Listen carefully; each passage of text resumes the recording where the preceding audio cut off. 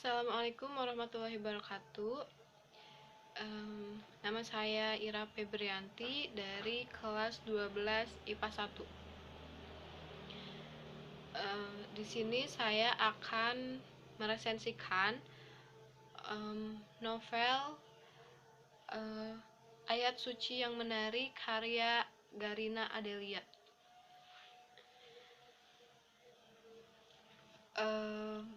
Cerita di dalam novel ini tuh berfokus pada perjalanan observasi 5 orang warga negara asing asal Belanda. Mereka dikirimkan oleh FOEI Belanda untuk melakukan penelitian di salah satu kawasan tambang terkenal di Kalimantan. Jadi ada 5 orang anggota relawan, ada Nicholas, Christopher, Ilse, Laura, dan Nikki.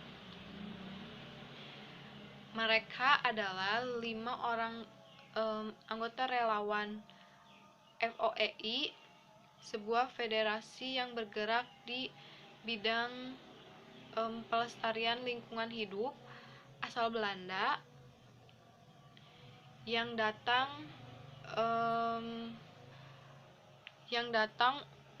ke pertambangan batu licin Kalimantan Selatan dengan maksud melakukan penelitian dan penyuluhan lingkungan hidup.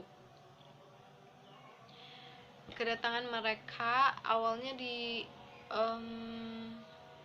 disambut baik oleh para pekerja lokal, termasuk oleh Nishi Nakamura, manajer operasional pertambangan yang bernama Orland Coal Mining. Namun sejak saat itu, sejak menjejakkan kaki di areal pertambangan, kelima relawan itu mulai mencium hal-hal yang ganjil. Tak hanya gejala kerusakan lingkungan yang parah akibat penanaman batu bara, mereka juga mencurigai adanya hutan rahasia di tengah areal pertambangan tersebut. Sementara itu, seorang pekerja bernama Neo Zaved juga memiliki misi khusus di pertambangan tersebut. Ia ingin menyelidiki kasus kematian adiknya bernama Lei yang meninggal dengan cara mengenaskan di lokasi pertambangan tersebut.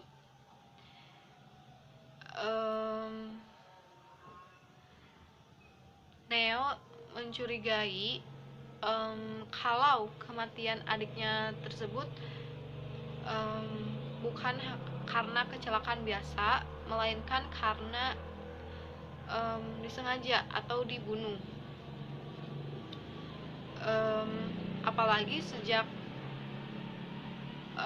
setelah kejadian itu, para pekerja tambang yang menyaksikan peristiwa tersebut juga ikut menghilang, entah kemana.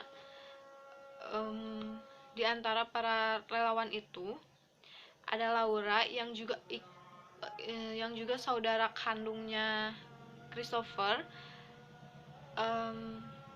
Sesungguhnya memiliki tujuan lain dalam keikutsertaannya bersama FOEI ini. Sebenarnya Laura tidak terlalu memedulikan misi tersebut. Misinya sendiri jauh lebih kuat dari sekedar meneliti kerusakan lingkungan. Sejujurnya Laura bergabung dengan FOEI ini hanya untuk melarikan diri dari kenyataan bahwa ia merasa ada yang salah pada dirinya dan juga keluarganya. Itu ada di halaman 11. Selama berada di sana, tak hanya aktivitas para pekerja tambang yang menarik perhatian Laura, tetapi juga gerakan-gerakan sholat para pekerja muslim yang sedang melakukan ibadah di musola.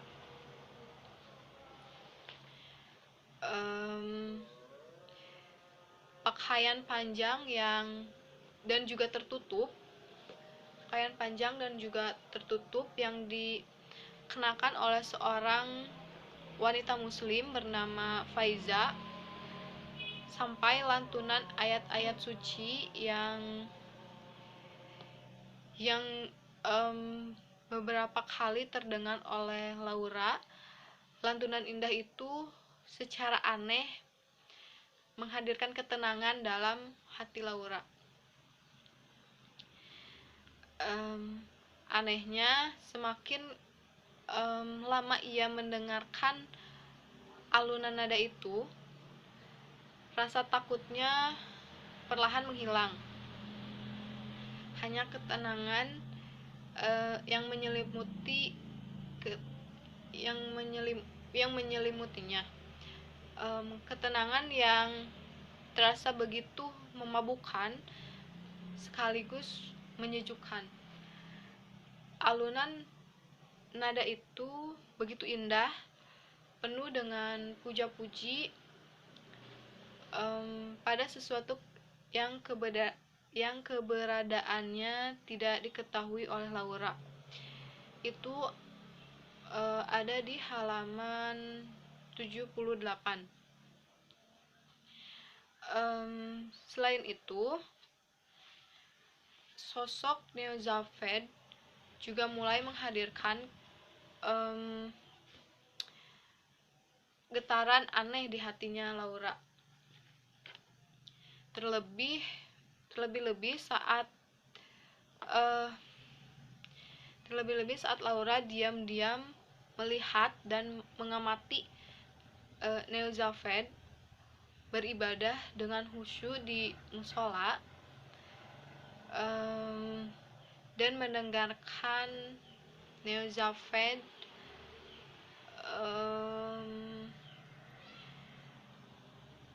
melantunkan sholawat Nabi. Sikap dan pembawaan pria itu yang terkesan misterius juga membangkitkan rasa penasaran di hati Laura untuk mengetahui lebih banyak tentang Neo-Zafed ini. Sementara itu, di area pertambangan terjadi rentetan peristiwa yang tragis dan misterius. Kecelakaan yang merenggut nyawa beberapa pekerja lokal, pekerja tambang, terus kemudian penemuan tengkorak dan penemuan tulang belulang manusia dan hingga teror dan penyerangan yang dialami oleh para 5 relawan itu. Dan dugaan sebagian dari relawan terarah kepada Neo-Zafed. Pria Neo-Zafed dituduh menjadi dalang di balik semua rentetan masalah dan juga teror-teror yang ada di pertambangan itu. Tetapi berbalik dengan tuduhan Neo Japed mencurigai Neo Japed dan sahabat-sahabatnya di para pekerja lokal itu mencurigai Nishi Takamura yang menjadi dalang di balik semua rentetan peristiwa dan teror-teror yang ada di pertambangan. Ternyata memang benar kecurigaan Neo Japed dan sahabat-sahabatnya itu ternyata memang benar. Nishi Takamura lah yang menjadi dalang dibalik semua rentetan peristiwa dan juga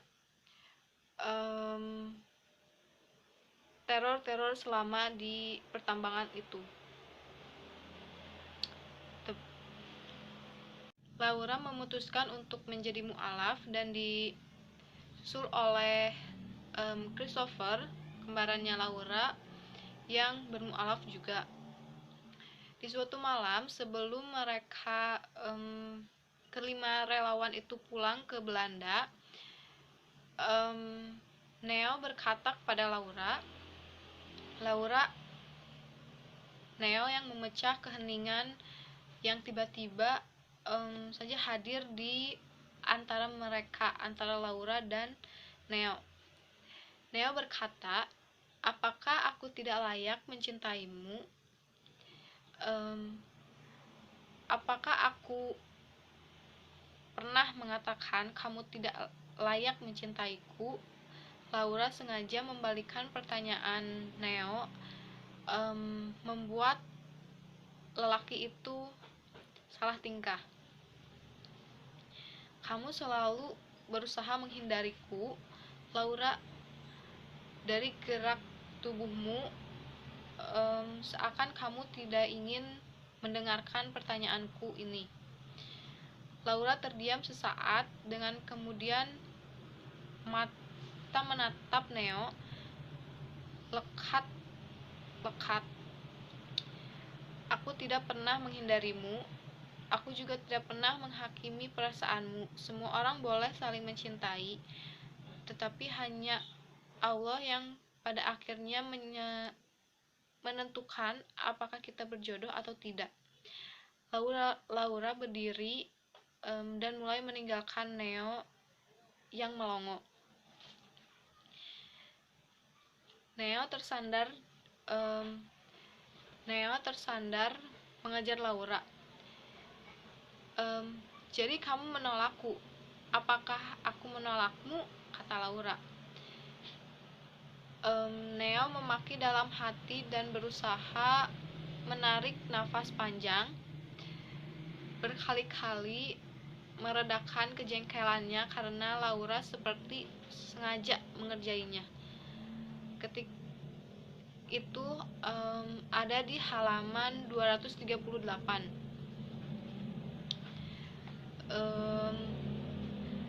Laura keesokan harinya, pagi hari, mereka berangkat ke bandara.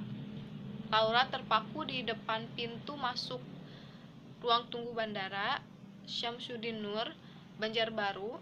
Mereka saling tatap sesaat. Neo nyaris kehilangan kata-kata karena tidak tahu apalagi yang hendak ia ucapkan kepada Laura. Sesaat sebelum memutar tubuhnya melewati dua petugas yang berjaga di depan ruang tunggu, Laura berbisik, "Aku mencintaimu juga, Neo Japed," bisik Laura pelan, dan saat mereka berjabat tangan, "Mari kita meminta kepada Allah agar Ia menunjukkan jalannya. Pada akhirnya aku ingin tetap hidup, tetap bisa kembali ke sisimu." Itu kata Neo Japet. Mungkin ini resensi novel Ayat Suci yang Menari. Mohon maaf bila ada kesalahan. Terima kasih. Wassalamualaikum warahmatullahi wabarakatuh.